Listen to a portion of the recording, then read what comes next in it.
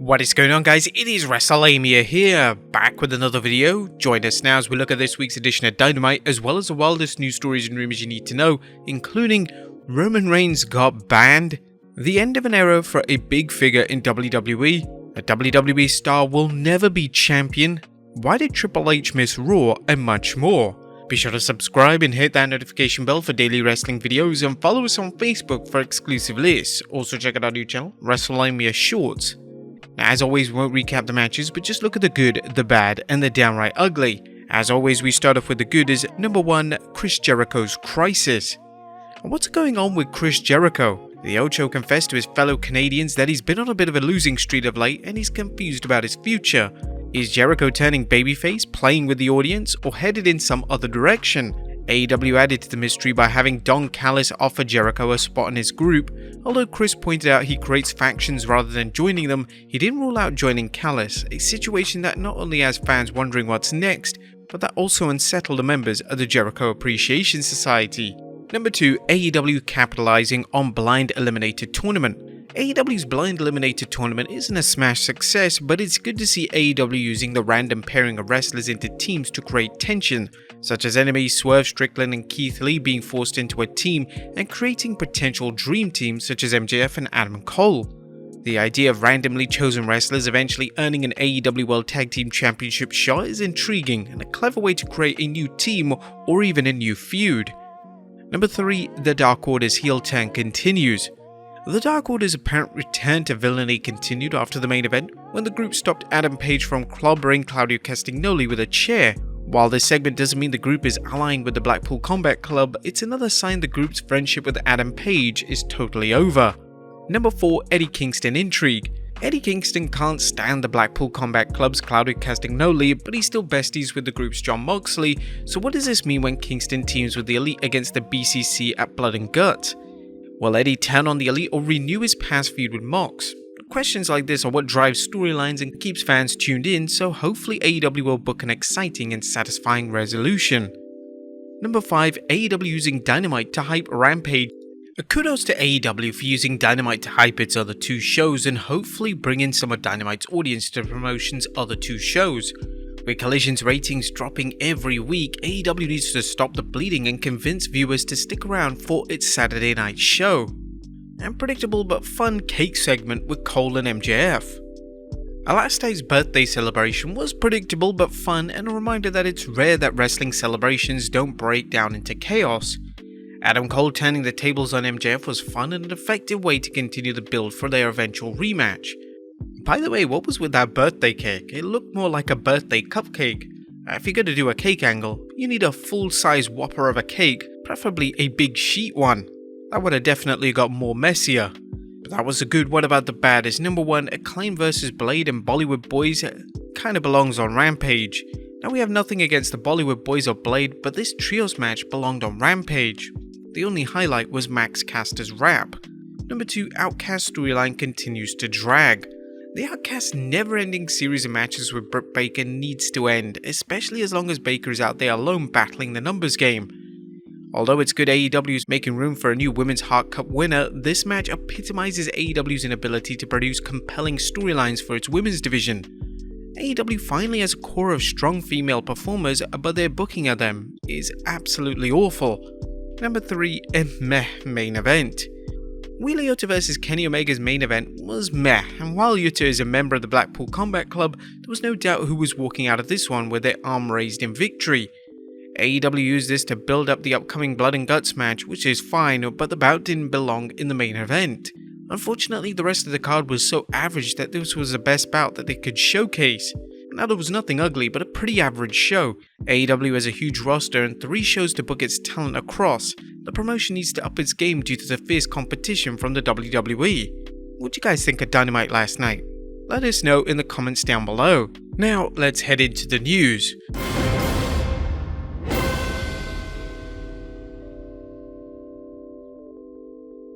Our first story looks at an end of an era.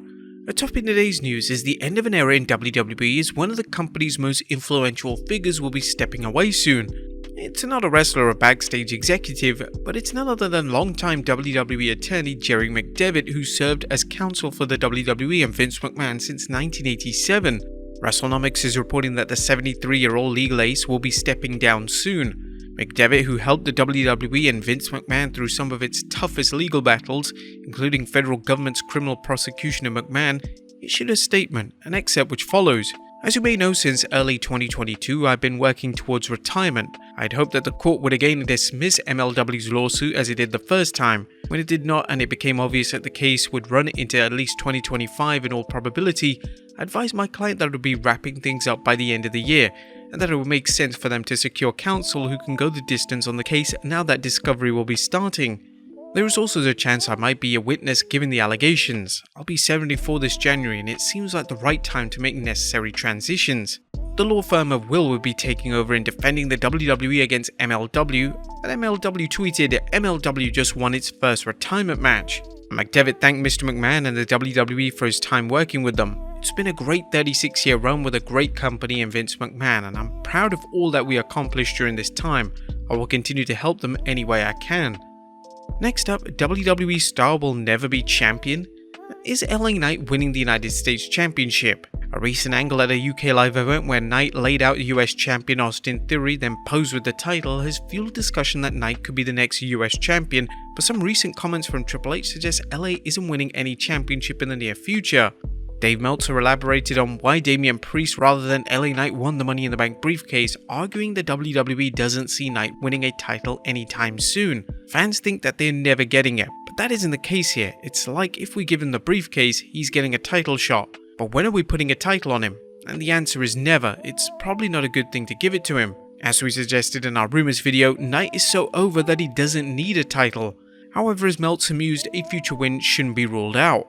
As fans know, the Undisputed Championship still appears to be locked down tighter than Fort Knox, and even though Jey Uso pinned Roman Reigns at Money in the Bank, there's doubt he'll repeat the task when he faces off against his cousin at SummerSlam, a match that hasn't been confirmed, but it's rumored that it'll be the show's main event. Do you think LA Knight even needs a championship? Let us know in the comments down below. Next up, why did Triple H miss Raw? Triple H has been the center of WWE's creative department since becoming Chief Content Officer, so why wasn't he at this week's Raw? Fightful Select recently reported on this, saying Fightful Select has learned that WWE's Chief Content Officer Paul Triple H Levesque was not at this past week's Raw. Several people backstage at WWE Raw noted to us that they hadn't expected Triple H's absence, but that he was in a great mood Saturday for WWE Money in the Bank and excited for the success of the show. While the game's absence might seem like a reason for fans to be concerned, especially after the increasing number of stories that Vince McMahon is getting more involved in creative, Fightful noted, those that we spoke to claimed that there was nothing to it and just a planned night away. Triple H is expected to return this week for SmackDown. Talent weren't told why he wasn't there. The report mentioned that Bruce Pritchard filled in for Triple H that night and that Vince McMahon was absent from Raw just as he was from Money in the Bank. Next up, Roman Reigns got banned. Roman Reigns suffered another setback this week when TikTok kicked him off its social media platform. The Tribal Chief has plenty of problems in WWE storylines, but why did they kick off the popular star? To be honest, the answer remains unknown, but WrestleTalk's Amanda Savage discussed the speculation as to why. According to most speculators, TikTok has a strong policy regarding posting videos that include simulated violence, so many have hypothesized that this is why the official account got banned. Do you guys follow Roman Reigns on TikTok? Let us know in the comments down below. And finally, a former WWE superstar rules out a rematch with Brock Lesnar. Last but not least, Brock Lesnar has crushed many opponents during his WWE career, but there's one opponent he crushed so badly that he has no intention of a rematch against the Beast. Recently, a fan tweeted, "Bring back Zach Gowen for the next Royal Rumble and finish his story against Cowboy Lesnar."